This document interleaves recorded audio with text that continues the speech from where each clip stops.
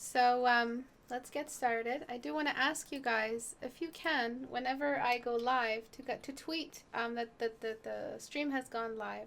YouTube has removed the automatic tweet once you upload option. So every time I used to stream or upload a video, YouTube would tweet it automatically for me because it connects to Twitter. I'm not sure why, but they've removed that option and any other way for me to promote my video, even with Google Plus. Even if it's going down, I used to be able to upload my videos there as well. Not upload, but send out an announcement. So if you guys have your Twitter set up on your Google Chrome or Mozilla, then please try to tweet once the stream has gone up. A lot of students use Twitter, and there is no current announcement out there other than the faulty notifications that happen on YouTube. So if you guys want a bigger class or you want more stream attendance, please do tweet away, maybe share it on Facebook every time I go live. It'll really help me out, and it'll help more people attend the live stream. After all, it is a live stream. It's not an offline recording, so I do appreciate it when students attend the live stream because I take a lot of time and energy to set these up for you guys and keep these going, and it means the world when you guys spread the word. I know a lot of you want to just keep me a secret. I've heard that a lot already, and you don't want to share me with anyone. But it is in a public class, and I do really appreciate it. If you guys ever don't know how to give back to the community, just tweeting it, liking the video so you get notifications, sharing it means the world. Thank you so much. Okay, so a little bit of announcements here and there. If you don't know what Portrait Studio is a software Abu and I worked on, and our modeler. And it's a reference generation software, so you have a posable model, posable and a customizable portrait, male and female. You have a tons of variety of still static models. You also have a completely posable male and female mannequin. You have full light control, full camera control. You have all kinds of enhanced settings. That's just gonna have to take its time. I don't think I've set mine up. But you have advanced settings, enhanced lighting settings. If your computer can handle it, I don't think mine can handle them. That's why I was getting the pixelation. And you it's a complete reference generator, so you can build full environment scenes and light them. You can pose your characters how you want. So tonight I'm going to do an after hours using this to pose some of my jungle girls. The theme for that is going to be jungle girls, if I can, if my back allows. Jungle girls fixing their weapons, repairing weapons. Just simple little poses, and they're just busy hustling and bustling fixing their weapons. So I'm going to be doing that tonight. So if you don't have Portrait Studio, it is available for Mac now, as well as PC. So if you don't have it, grab your copy. It really supports me. It supports everything that I do. And it's just one more way to give back if that's what you're interested in. And then I have another really important announcement for you guys.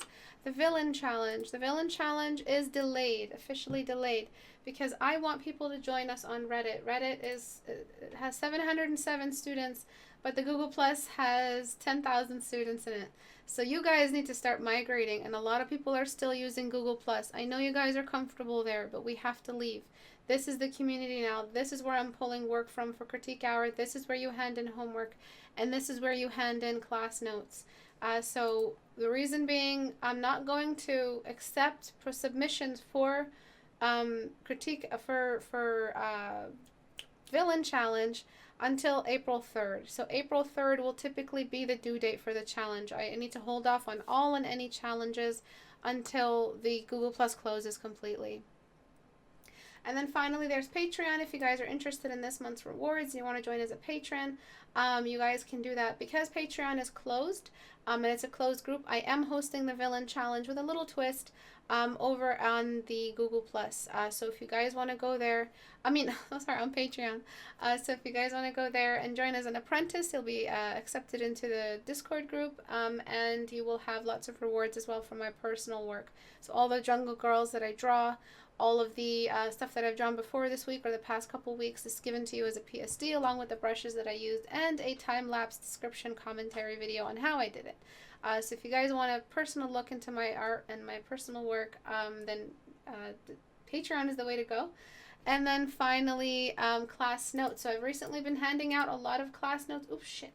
handing out a lot of class note rewards. And so if you haven't gotten the brushes, if you can't afford it, if you don't have a PayPal, if you're a little bit younger, and you want the class, my brushes or my whole brush set, depending on how good your notes are, or like everything really, from Portrait Studio all the way to my brushes, anything that I can offer.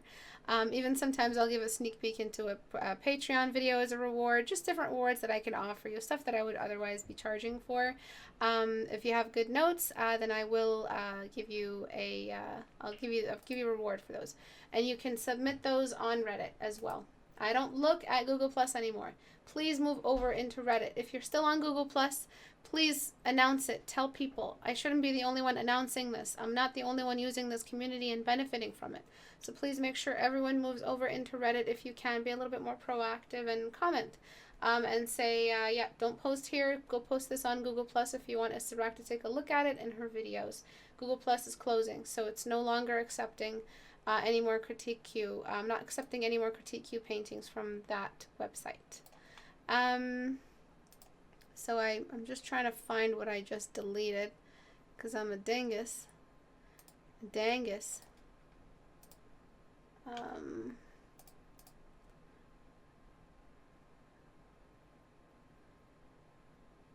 Alright. So these are the faces from the previous challenge. So for this week's challenge, what I did was I asked you guys to do that Frankenstein referencing homework, and 2 of you did it. You guys are amazing. Thank you for doing the homework.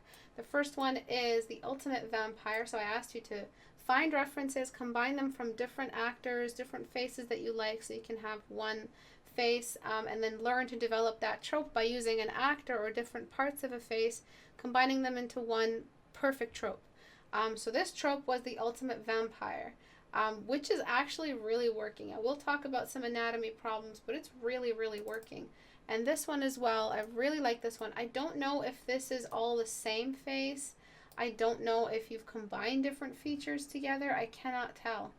I hope you did follow the rules. I can't tell if it's all one person, but you did cast her really well, which is the evil sorceress. So this study is really awesome because what it does is that it helps you develop a specific face that you want to use forever. It helps you think about referencing not just one whole face, but parts of a face and combining them together to create a realistic trope and a realistic default. A lot of you make your default face your default portfolio face, right? So you have your go-to face for males and go-to face for females, your standard 14-day challenge face. One way to advance the 14-day challenge is to find a reference for each separate component, not just to reference one face and do a photorealism study 14 days in a row, because that's a waste of time.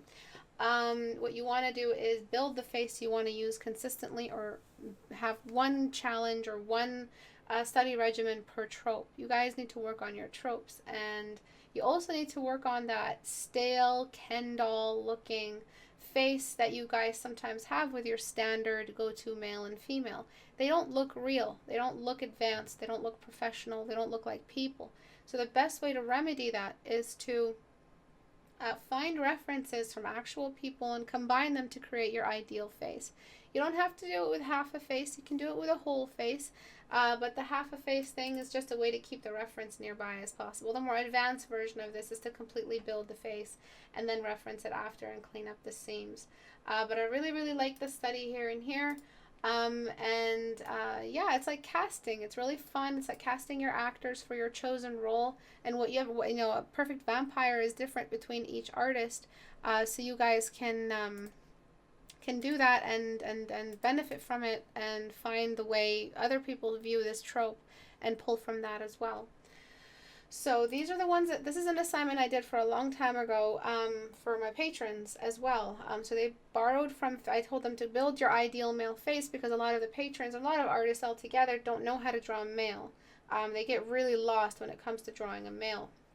So one of the more successful pieces that my patrons did, I'll be showing them in a second. Some are a little bit more challenged. They have issues, but they found faces that they like, and they pulled from them so that they can build one ideal face that they think they'll use. It kind of looks like a realistic Kristoff from Frozen. I always see that when I look at him, like this is what he'd look like if he was real, which I really, really like. And based off their tastes, this is the face they've memorized as the go-to face for their males. It looks real, it looks believable. The nose to mouth distance is believable. A lot of these males, though, they do have very feminine features, especially this dude.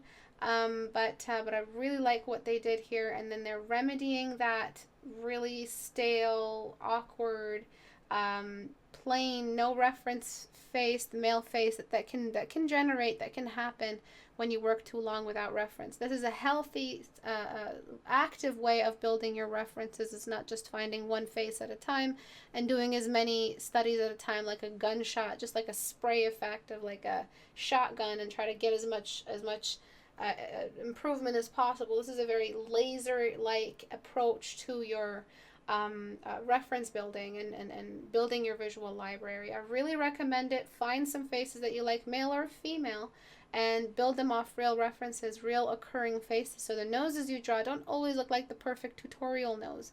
You actually have a real believable bulge in the nose, a believable twist in the nostril, and you can tell the difference between male and female. So this nose in size, this nose is pretty feminine. This nose is very masculine. I like this nose. This nose is also very masculine. So you're actually learning how to draw a masculine nose versus a feminine nose. And then again, if you look at feminine noses, they're a lot more different. So you build an awareness between male and female faces, the ideal male, the ideal female, even the non-ideal. Even if it's an older character with a low-hanging nose, you can still build this in your references. So you can draw a believable older person, not a cute Barbie doll looking old person with some wrinkles here and there. Another one of these is this one. They didn't indicate which, oh they did. And I really, really like it. It feels like it's an actor I know as well. Some areas here and there, like the symmetry is squished a little bit, the eyes are a little close together. But Henry Cavill, I think that's his name, that beast, was chosen for a lot of these. Okay. Starting to look a little like that guy's brother. Do you remember that guy that says, "Oh wow"? looks like his brother, I think. But I really like what they did. They painted this half. Really interesting. Eyes. I love Fassbender. I love his eyes. Love his whole face. Head. And the mouth. It's really, really cool. And then if you can consistently reference these eyes over and over again, lightly referencing, obviously it's not photo referencing, so that means your eyes will dart back and forth instead of just recreating everything pixel for pixel. This can be your go-to face to perfecting your 14-day challenge result. This one is a little hashed. I would want to see it a little bit more cleaned up and grayscaled wherever the references were. But I do like how they managed to control the jawline, the mouth to nose distance, the eyes, the flatness of the eyebrows. This is the stuff that I want students to remember when they draw a male, and a lot of this stuff students forget about. The size of the chin, the hairline, the thickness of the neck.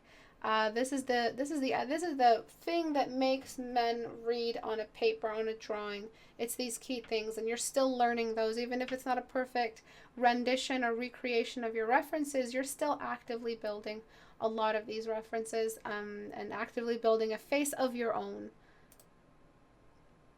I did discuss the problem with cheekbones on a male, and that comes from his face.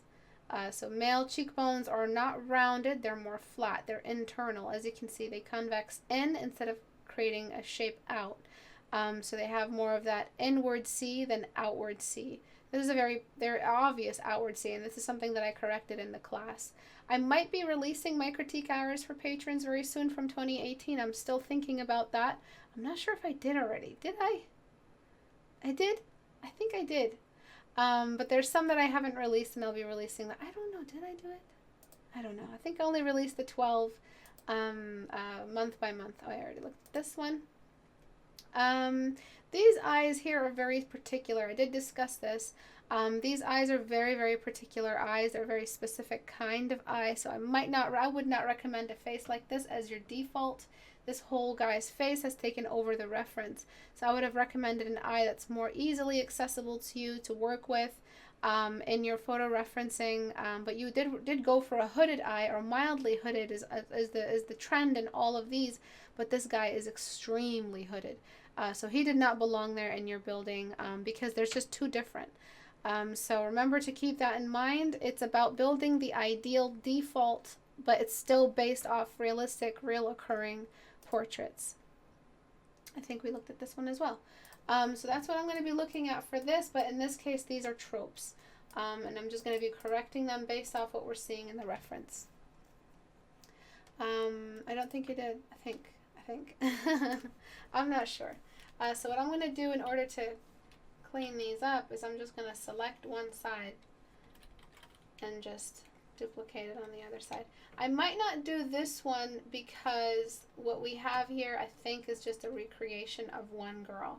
I did ask that you bring and piece together different pieces, so I can't tell. I'm seeing some lasso lines here. I would really need to see your other references that you used. I'm not sure if this is all pieced up together from different references. That's awesome. Can somebody let me know if it is? I'm not sure. Let me see. You did too? I didn't see it. I'm probably going to just be focusing on one. I don't look at all the homework sometimes. But let's get going. So did I do it? No. Alright, flip horizontal. Alright, and I'm just going to be working on correcting this portrait based off what you drew. Right, so it's too symmetrical. It's okay, it'll clean up. But we'll talk about the trope. We'll talk about how your reference pretty much helped you develop it. And it's just a wonderful exercise for you to do. It's a little different as well. It's not a lot of the pressure. This is more of a beginner exercise when it comes to photo referencing, because it doesn't have all that pressure of painting a face completely from scratch, especially if the face just does not speak to you. If the face speaks to you, that's different. You can actually finish it. But for me personally, I'm so picky with the models in these references. I really want models that reflect what I usually like in a character, what I like seeing cast. So what I'm fixing right now for the ideal vampire is also based off my my image of an ideal vampire. When I think vampire, I think someone who's, and this relates a lot to the villain challenge. It's going to be like villain year, really, for us. But when I think vampire, I like to pull from the villain, even if it's not evil, even if it's not necessarily an evil creature. A vampire is a symbol of loss of life, so I like to make lips thinner. A thin lip is sort of less plump, less lively. You can keep the lower lip thicker to keep some life in there. Another thing that you did is the pupil size. It's a little bit oversized, but again, if it's a creature, it explains a lot. So I'm just correcting as I go. Don't worry, that awkward flip effect will wear off. Alright. The eyebrow pushing all the way out into the temple might be a little bit overdone, and then I'm just going to pull in the head size. I would say you're adding age if the ideal vampire is ageless, right? So we don't really add age. The age that comes in is from illness. When we're talking about creating vampires as a trope, what we don't want to do is add age and add the vampire, because then it just looks like an old sorcerer or demon or something like that. A vampire ideally is in the fact that they are ageless, but also in that they don't have life. So what you do is you bring in sickness tropes, which is the dark circles, the thin lips, the dried out face, the colorless skin. And then for agelessness, what you do is you keep the eyes away from excessive wrinkles or accessory wrinkles, the ones that are actually hanging off the face, where eye bags are sagging or something like that. I would get away with that. Get away from that. Tuck in the ears. When it comes to ears and character design, I need to talk about this. I don't think anybody talks about it really enough. I don't know what YouTubers are doing about what they teach about cartoons, but ears are so powerful in character development, and I'll do a little sketch in a second. Okay. So when we have animals that have big ears, animals that have these big floppy ears like elephants or other herbivores, we don't really see them as threatening. Animals that have a sharp, flat, streamlined ear sort of is an animal that is more threatening, more of a carnivore, just for like their aerodynamics, or I'm not really sure evolutionary wise why that happens. But we carry that into our character design. So when we have animals that have, humans, like let's just draw an orc. I usually just go for my orcs. Let me actually finish up. This is just my go-to orc. Well, eyebrows, of course, play a big role, but, alright, let me just throw down some really basic sketch lines for the orc, and I'll just give him a body like that. When we give an orc these kinds of ears, he looks extremely silly. These kinds of ears that sort of lag low or travel low or hang low with a larger lobe, still silly but somewhat strong. And then we're talking about ears that are really big and just hang off. Completely different creature. We don't relate to this because we see it as an animal, so we don't really do this a lot. Animals that are creature designs that did this, I see it a lot coming from the 90s when they really didn't have any clue what they were doing with creature design.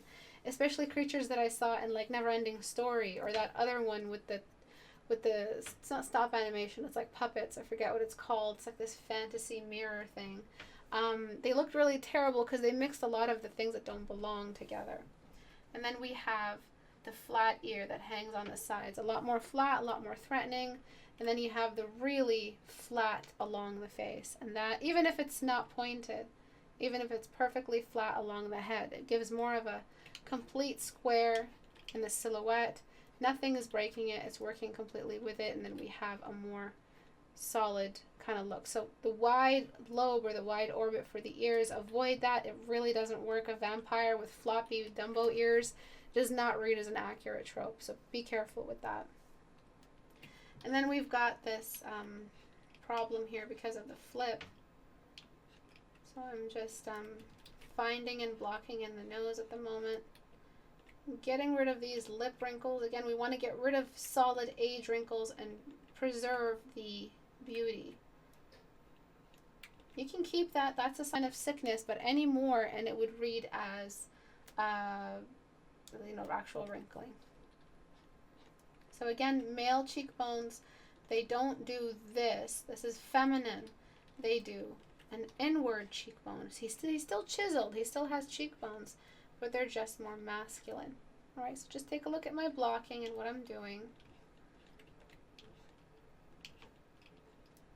Okay, fixing that value sharing I just added.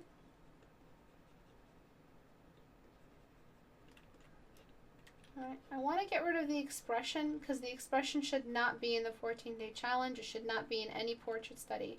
Does anyone know why expression should not be included in portrait study? I'm just jumping back into Liquify here to complete it. He feels like he's looking down, and that wide face is reading as like more of a John Travolta. I don't even know how to say that guy's name. Shrinking the head a little bit more.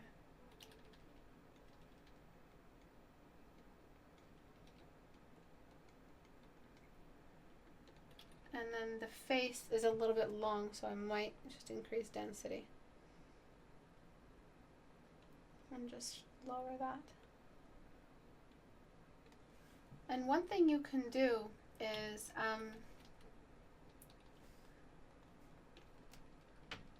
just like we saw in those, my patrons' homework, we can keep a lot of the mouth towards the top and keep the jaw large. If you feel like you want the face to look longer, but you don't actually want to disrupt the proportion, which happens, you can keep the mouth further away from the chin, and the face will read as a longer face. because now you have more chin length and chin just sitting alone on its own. And then this is adding age a little bit too much with the distance, so I'm just tucking that back up, and now we have a little bit of both. The pupils, I want to get rid of them just for the sake of the study of the features and the trope. The pupils do play a big role in the trope, don't get me wrong. They do look great, but I feel for me to be really threatened by a vampire character, and I'm not talking about those silly romantic vampire shows. I'm talking about a real respectable portfolio full of characters that are built, that are meant for more than just as a love interest. Characters with intent, with desire, with some kind of story or like drive, or tied to some greater plot. Like a vampire from Game of Thrones is something I would kind of try to design for my portfolio. Not a vampire from Vampire Diaries. I'm thickening the eyebrow. A thinner eyebrow just feels a little bit off. And vampires are always synonymous with like this really suave beauty, and that's why we give them this arc. That's why we pinch the arc up. But careful not to pinch it too much, because it's just going to look like a guy in makeup. And you want to be careful with that. So I'm going to get rid of the makeup here, because again, we're pulling from that sickness look. We want to complete the feeling of a character that if they do have dark lashes, it's only because of their lash thickness, not because there's extra makeup there. Okay, so we're blocking in. I would get rid of the lipstick, kind of overused, kind of cheesy. I would leave the lips very, very neutral. And I can see already, like, I really would cast this actor, whoever they are, for this vampire role. We're just giving them that regal kind of proportion, that regal believability outside of the silliness that comes with the tropes of created by bad productions. And then I would increase the size of the eye a little bit, because just for the face, the eye seems small, especially because we're hooding the eye under. And because I want to read as male, I'm tucking the lower corner of the eyes down so we don't have that cat eye look, which we would reserve for a female vampire, let's say. Okay, and then I would give it very, very strong jawline. I would tuck this in and keep that out. Oops, my density is too high. Remember, like those kinds of jawlines that have a strong jut or corner.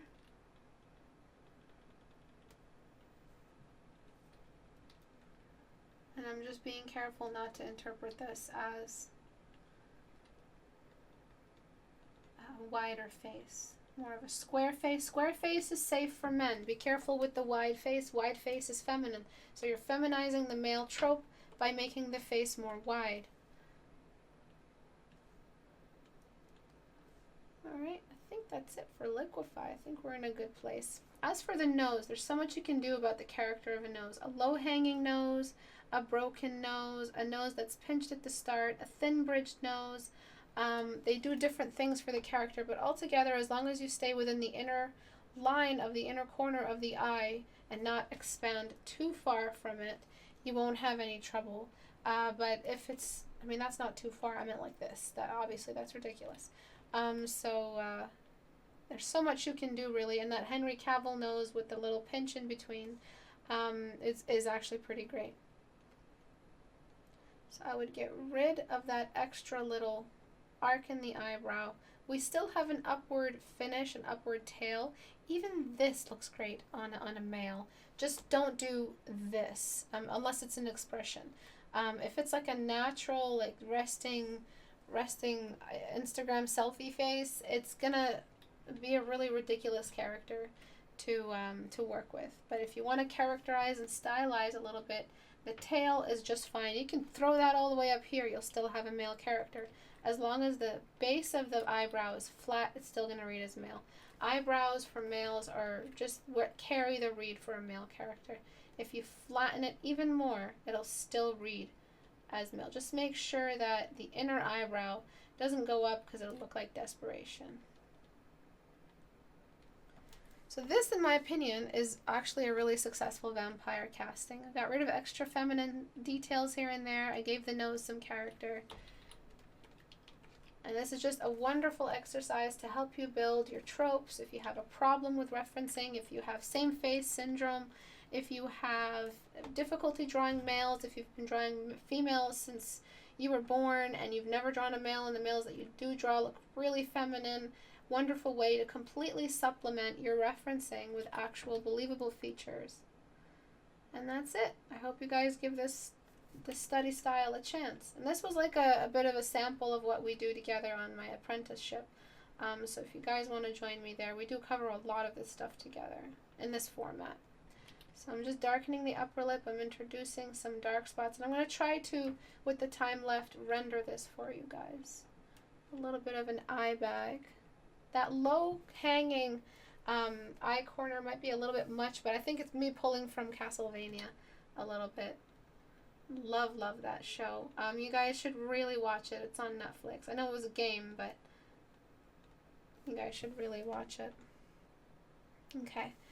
So where you were before with your reference, what you were working with is way too feminine. The size of the pupil is just taking over the face. It's just reading as a guy with vampire makeup on.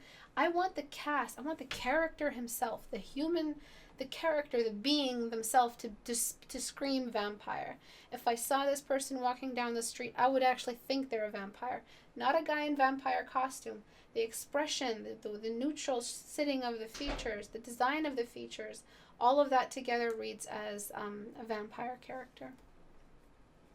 So now I'm just going to start blending. I am throwing off some of these edges. So what are some of the keynotes behind male faces that we discussed, and what are some keynotes behind tropes? Just want to hear some notes thrown back at me. Right, blending a little bit. I'm being very careful not to overblend. I did like kind of that strong cheekbone there sitting. And he actually looks like a vampire character, a character that someone would design for a magic card, or like some kind of really prominent vampire character in a story. If you haven't done this study, please try it. It's wonderful. So I'm just smudging with my smudge brush. I do like this little dimple here. Like it very much. So I'm cleaning that up.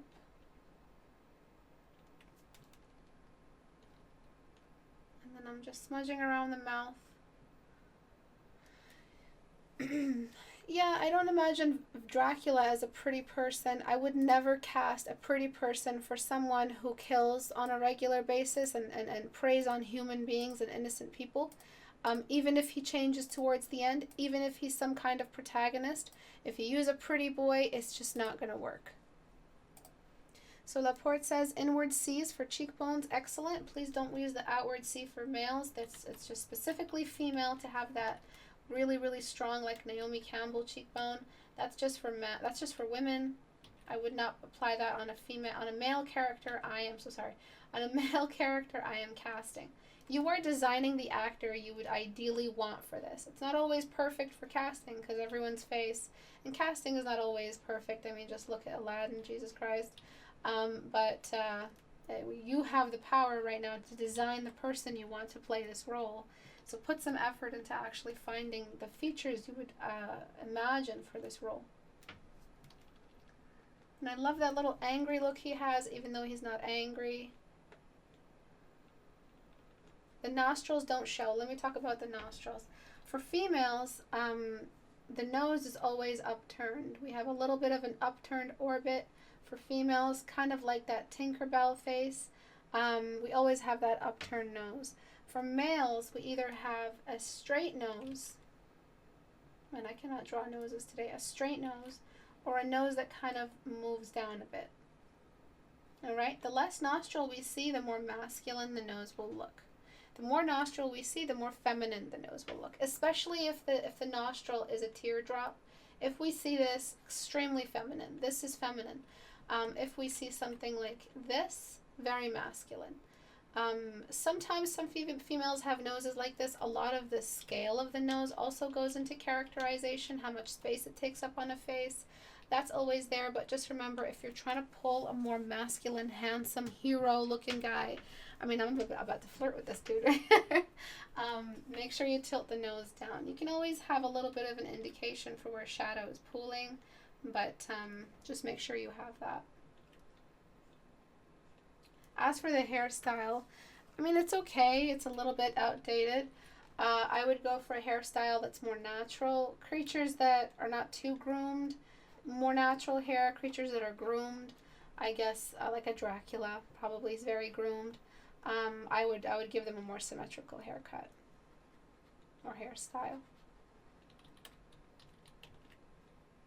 As for these little lines, it just depends on the expression. If his neutral expression is always angry, which can happen in characters, if they have a dark enough past or whatever, however you're writing it, really, it doesn't matter. Sometimes you need that extra little bit of push to scare the audience into believing, holy shit, this guy means business, the protagonist is in danger. Alright, so I'm just putting a little wrinkle there or two. A little crease. And then finally, I'm just finishing off with the eyes.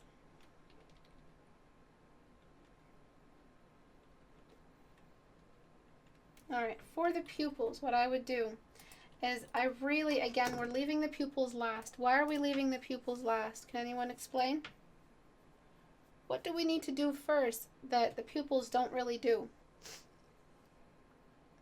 Ears aid character depending on shape, big, round, silly kind, smaller shape, aggressive, evil, etc. Yep, perfect. Square face, concave cheekbones, very subtle and not all arched eyebrows. Small flat to the head, ears increase intimidation and predator look. Good. The less nostril we see, the more masculine the nose looks. Good.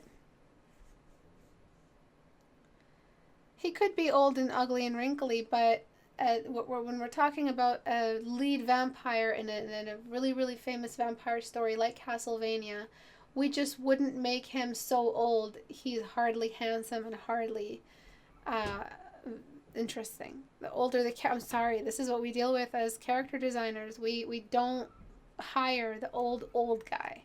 Like, look at Dracula, the story, the movie with what's his name, the guy, Jim Gordon from Batman. I forget his name. That actor that is amazing. I think he recently played Winston Churchill, and he completely transformed himself. He's very handsome, and they did go back to his face when it was time for Dracula to become Dracula again and re-age or go backward. But his true form, that old, wrinkly, weird light bulb shaped haircut version of him, was very, very old and not interesting. It's only when the female was introduced as a love interest, which was Mina, then you got that handsome requirement. It wouldn't be the old man falling in love with the young princess. You just don't do that in story writing. So it's about casting. Casting is age is a part of casting. So write that down. Pupils last. So you can make sure the eye size is correct first. Eye size, as well as us characterizing as much as possible with the eye socket. So the expression, look at what we did with the corner of the eye. The corner of the eye is drooped. The expression, we got rid of the lash line on the lower half of the eye. We got rid of a lot to help enhance the read of masculine and vampire. We thicken the eyebrows. We discussed the arc in the eyebrows. So now if you bring back that really oversized, sparkly pupil, it's not going to look overly feminine. It's just going to look really handsome. But before, you had the cat eye, high upper corner, high outer corner of the eye. You had the eyebrow arc. It just looked really girly. It looked like one of those Vampire Diaries characters, which is so incredibly cringeworthy. So you can have a more realistic pupil size. So let me erase this, and he's looking up through his eye bag. Just makes him extremely believable and relatable. Or you can have the larger one. That really large one, the one that you had. And every time someone paints a vampire, they have these like beautiful sparkly eyes. And I just would love to see a vampire on screen that has deep brown eyes. But for the sake of the story, I'm just going to bring back the old shade. Or for the sake of what we're doing here. Right, so I make it so that he's looking at me. The more beautiful, like the more sharp the gaze, the more focused the gaze, the more beautiful the eye.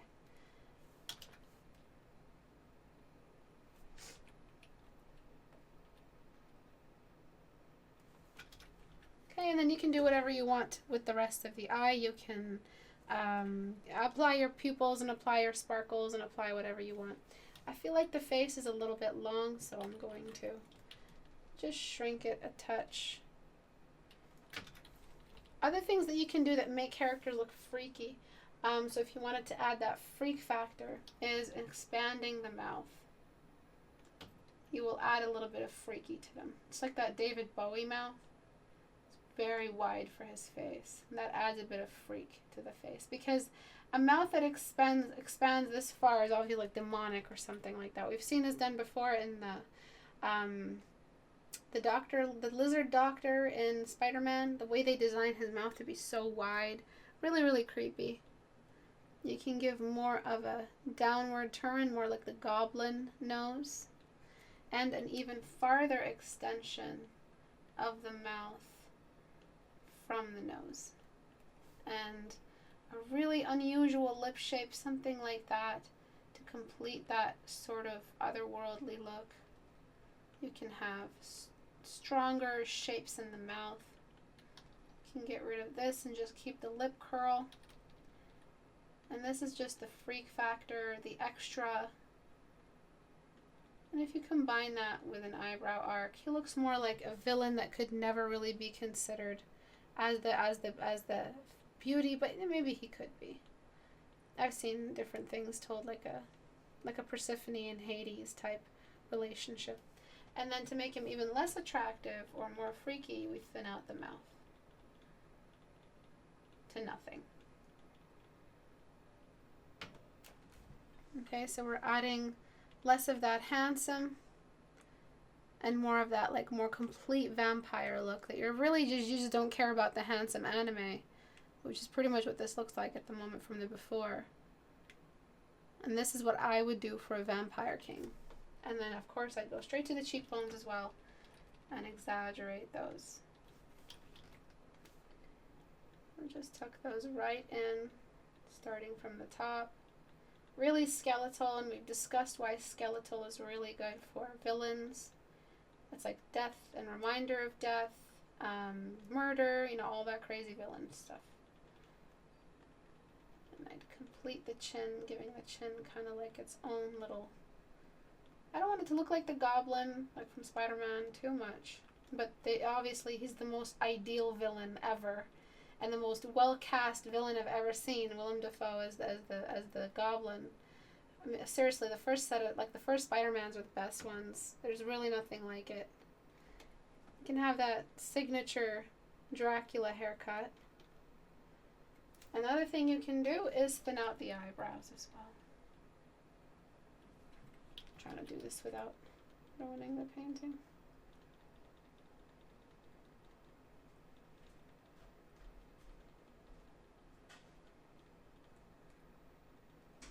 Okay, so I'm trying to get rid of this, keeping it more flat. And this is what I would do as a designer. This is the kind of face I would give a vampire. Still, obviously, love interest material, but definitely leaning more towards creature or transformation than before, which was just very handsome and very safe. And this is what I would do. I would widen the mouth a little bit. Kind of looks a little too wide, along with the dark spots. It's a little bit better. And then for men, you never really have just the upper lip being all clean. You do have a hint of hair there always. And you also might have a bit more dark circles depending on how much villainy you want to represent. And remember, it's not just a dark circle caused by dark circles, it's a dark circle that comes from the eye socket of a low-hanging brow. So darkening the eyes as well will add to that little bit of fear, that little fear factor, that mystery. Remember, a hidden eye is coming from a character we cannot trust. So it's character design on a whole new level. Right? So before, a little more safe, a little more happy, but still technically castable as a vampire. Really honestly looks like Edward Cullen if you look at it properly, especially that gaze and that thin mouth and the lipstick. I'm happy I changed it. I never really liked that Edward Cullen. And I would just pale out the mouth a little bit more. And we've discussed this. If you guys haven't seen it, just do a quick search on my video history to see the villain date. The villain meetup we did. And I do talk about why lips should be a little bit more dark. More pale. And for females, you can do the pale lip. You can also do the dark lip. It just reads as makeup and a little bit feminine. So be careful with that. The worst vampire casting I have ever seen is from Transylvania. The one with Hugh Jackman. The vampire for that is ridiculous. It's just a big puppet show. It's literally a high school drama show. It's ridiculous. If you want to watch it, it's a fun movie. It's really silly. Very, very Hollywood. Very, fantastical. The casting is good for the most part. But when it comes to the vampire, which was Dracula, oh God, it was terrible. It was absolutely terrible. And because I'm trying to accentuate that shadow, and I still haven't dressed up the pupils, so just imagine how much more we can do now that if we dress up the pupils. And we have the light in the pupils. So first of all, I'm going to just make it a little bit more milky. And this is the stuff that I would do for the character. Oops, march down. I mean, you can obviously keep it like that, but I wouldn't do that. So I would blur the eyes and bring in some kind of color.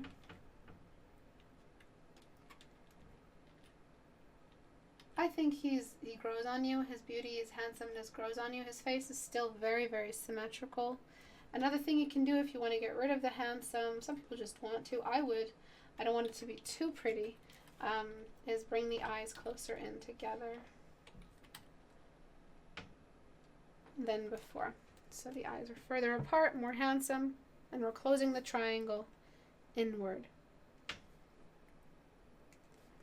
So march down, and then just clean up.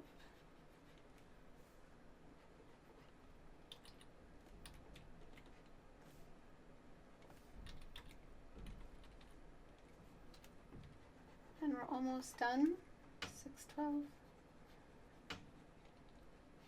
So any questions at all about building characters this way? Any comments? Yeah, Van Helsing, yeah. If you want it to be that stylized eye, you can go for it. I wouldn't put any light in the eyes. I wouldn't put all those glitter and sparkles at all. And this is what I eventually want you to do with that study, that Frankenstein sort of study, is I want you to eventually combine it and do both sides and build a character. And then you'll have a character design all done by you. Obviously, you shouldn't be flipping to finish another side. You should try to do that manually. But it's a great study for it nonetheless.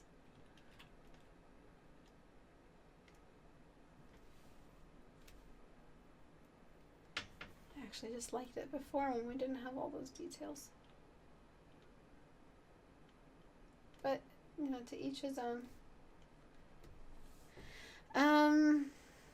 As for the hairstyle, the little wisps on the side kind of make him look ridiculous.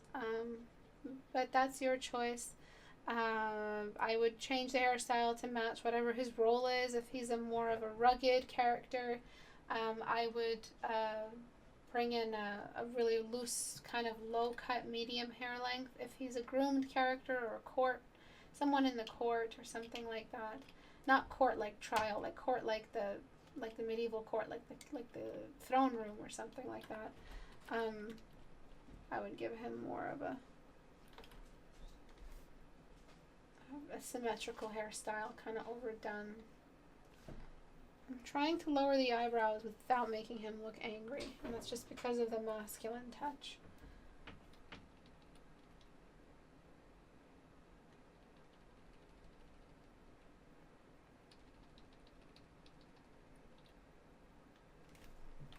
Okay, there you go. So a little bit lower, hanging.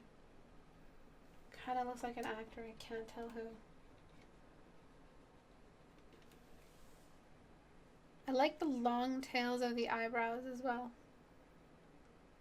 I just don't like that bit of space above his eyebrow, but you can always just keep it. You can bring back the thickness in the eyebrow.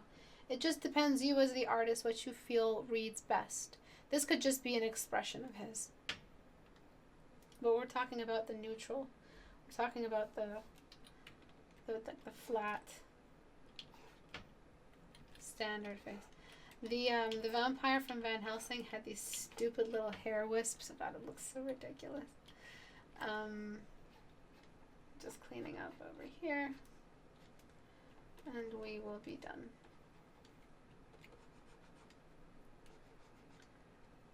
With the vampire. Okay, any questions at all? So this was the cute one, the Edward Cullen looking one. And cute is because nose is close to mouth and eyes are far apart. That's what makes a guy cute. Here, this is when we've added more masculine ugliness that is still handsome. And you could have enlarged the upper lip and shrunken the lower lip. You just can't have two plump ass lips just hanging out. Looks like he's Prince Charming from Shrek with his lip balm and his lip gloss, cherry flavored. So before, a little too feminine. I think I liquefied it first, so I think this is the acceptable before and then after. Alright, so we've rounded everything back. Given eyes less of that feminine arc, that oversized pupil really wasn't doing much. The unusualness to the face, that freakiness, the downturned nose, the flat ears against the side of the face, more realistic, feels like a character that we know. The continuous age throughout the whole piece, so we haven't fully aged the character, but enough that he looks like a tired 1,000-year-old human or being. Alright, and what I would do next, what I would assign my patrons or what I would assign my student is a continuous expression scope. Like this full spectrum. So angry, mildly angry, extremely angry, happy, mildly happy, mildly joyous, and then extremely joyous. Sad, really sad, crying. It's just a quick little liquify study for each one.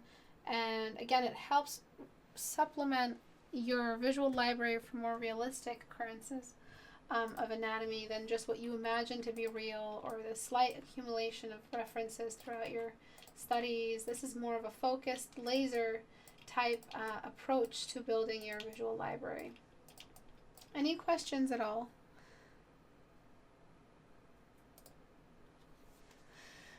So triangle of cuteness is for cute girls. What do you use for men? Invert it? No, you still have the triangle. I discussed this before, so I'll just finish off with this answer. So you have a spectrum. You've got pure cute, which is like cat, and then you've got the complete inversion of that, which is like ogre. So men are still on the cute side if they're cute. If they're ugly, obviously they're off the ugly side. But we're talking about like handsome men. So who you think is a handsome man? Who a teenager would think is a handsome man. Let's just not ask mature women. Mature women obviously have better taste, but like a 12-year-old or like Edward Cullen kind of crush, or like an 18-year-old or a 17-year-old girl, what she thinks is a cute person is a cute guy, usually from some ding dong from a vampire show, is probably here. Women are probably right over here, close to here. And then we've got babies, we've got cute animals, and this is just that whole range. Ugly is not something explored a lot. I mean, all of the orcs from Lord of the Rings during that attack on Isengard, if you guys have ever seen that, there's just this one orc with a distorted face. It's kind of got like big, cute little eyes. But then you have the other orc who was trying to eat Merry and Pippin. He was just horrifying. So he was probably sitting somewhere here. Aged people, old people are right here. Sometimes you have a cute old person, which is on this side. Right? But you'd never have a handsome, healthy, young male sitting here unless he is deliberately ugly, unless the story is some sort of Grimm's fairy tale story about a guy who's just super ugly and you had to draw it. I guess that's where you would put him. Okay, so I talked about this in another video before. Really old video. I was a lot younger. My voice is completely gone now. So thank you guys for watching. I hope you guys found this informative. If you guys want any other like studies or anything like that, just let me know on a simple Reddit post. Upvote it if you guys are interested, so I can see it in like the hottest posts. And then I'll take it into account. We might do a whole another theme for Critique Hour. If you haven't done this, I'd love to see what someone does with another trope but female. I'd love to see that. I'd love to see some more male studies. A lot of you don't know how to draw men. So do that. Start posting those on the community so I can have a look. And keep in mind, Portrait Studio is now available on Mac. Patreon is where you can go to get more stuff like this just before assignments just like this is sort of what we're always focusing on. Character building. If you want to get into the villain challenge, you can as an apprentice. And then we have class notes and rewards. If you guys take really, really good notes from today and talk about like the main key terms, I might respond and give you a little gift for being such a good note taker. Okay guys, bye everyone.